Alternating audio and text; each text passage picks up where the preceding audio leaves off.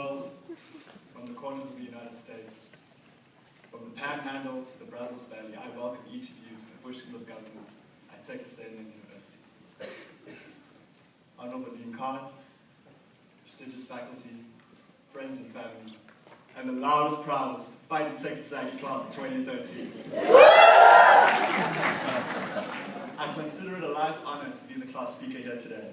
We follow a great line of great students who have called the Bush School home. I must admit though, I've been having nightmares about this speech. One such nightmare includes Dr. Gawande about, at this time, raising his hand and asking me a clarifying question.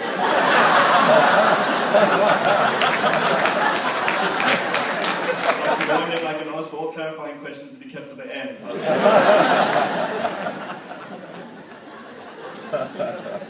There was a bet that I was going to cry during the speech, and if it happens, half the room will be crying along with me, and the other half will be counting their money. So let's see how this goes.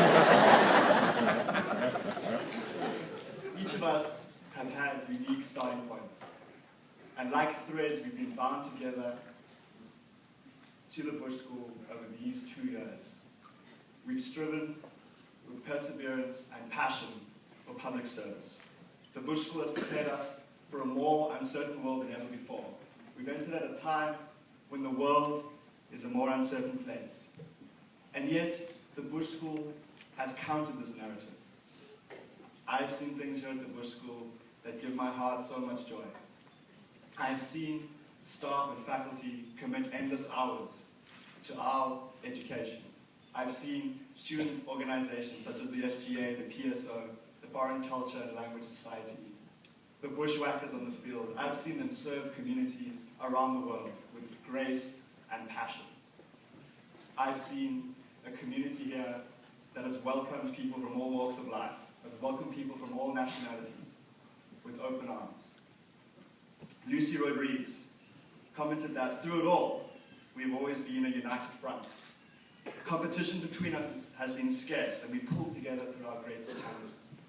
We've spent endless sleepless nights. I think Lauren Easton has slept in room 1063 more than any of us. And yet, every day we come to class with a sense that we have the power, we have the opportunity to make a difference. Our passion and perseverance for public service cannot be disconnected from our gratitude to those who have been in the trenches, in the sidelines, cheering for us at our toughest moments. At this juncture, there are groups of people who deserve our gratitude. And if you are willing and able to stand when I call you, please do so. And I will let you know when you'll be seated. The first group of people, if I may ask you to stand, if you've served in the military, either here for the United States or abroad, please could you stand so we can recognize you today.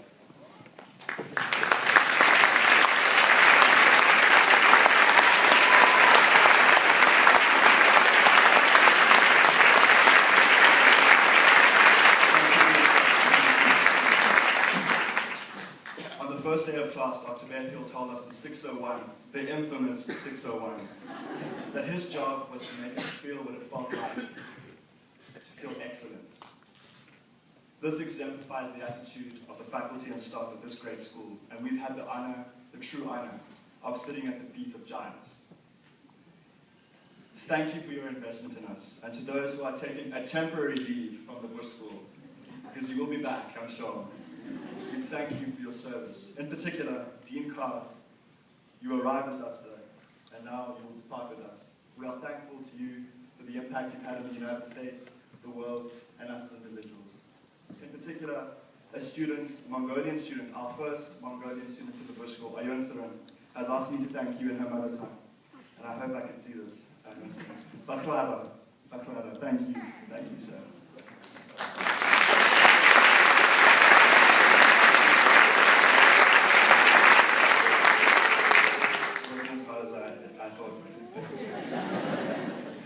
Graduations are culminations not only of our success as students, but also the success of our family and friends. In 2010, while assisting on a study abroad in South Africa, a group from Texas A&M and Georgia University arrived at Constitution Hill, the venue of South Africa's Supreme Court and a prison where they held Nelson Mandela and Mahatma Gandhi during the fight against colonialism and apartheid.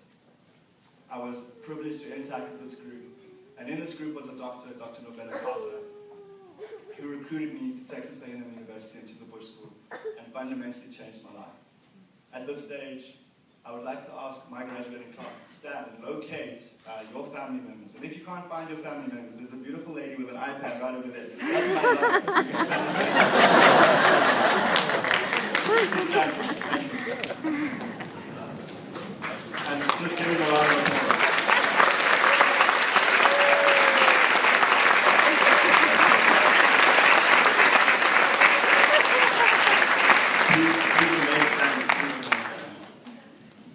In South Africa, we have a saying that says, "Umuntu ngumuntu ngabantu," which means, I am because you are. Now, this group has already clapped for you in the beginning, but I want to say that I am because of you, and I want to thank each and every one of you for the contribution that you have made to my life and the lives of the people in this room. So if we can please give them one more round of applause.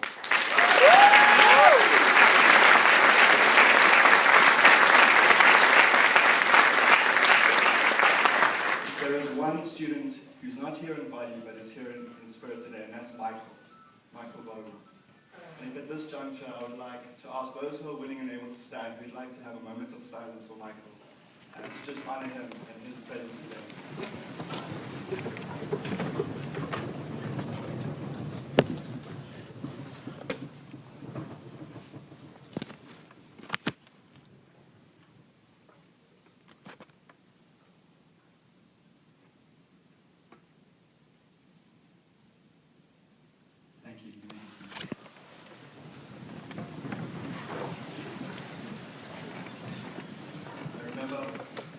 Driving home one day,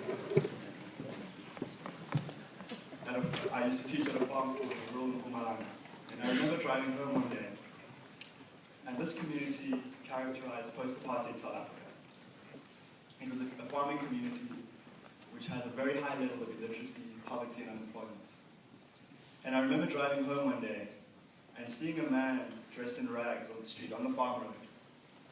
And I picked him up, I asked him if he would like a lift, and the first thing he did was go to the back seat, and I asked him to please sit in the front. And he got in barefoot and sat on the floor, sat in the seat in a state of submission, which is a legacy of our apartheid history. And he refused to speak. He refused to speak. And after a while, I was able to get a sense of who this person is. We spoke in cluster together, and we were able to somehow create a conversation. I could see that he was extremely hungry. And we eventually got to our destination, and I found his name was Simon, and his family, I was a teacher, I taught one of his children, and after that, he couldn't stop telling me about how it was the most proudest moment in his life when his child could read his own name. And that was a very proud moment for me. But we sat under a tree at our destination, and we ate a sandwich together. And afterwards, when I departed, he gave me his baseball cap, one of his only items of clothing. And I wore this baseball cap 4 hours all the way home.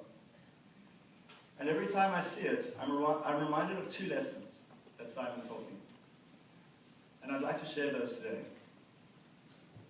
The first lesson is that in our pursuit of our visions for the world, a vision in which our children have opportunities, our vision in which we strive to make a difference in this world, our vision in which we make space for the future to stand on our shoulders.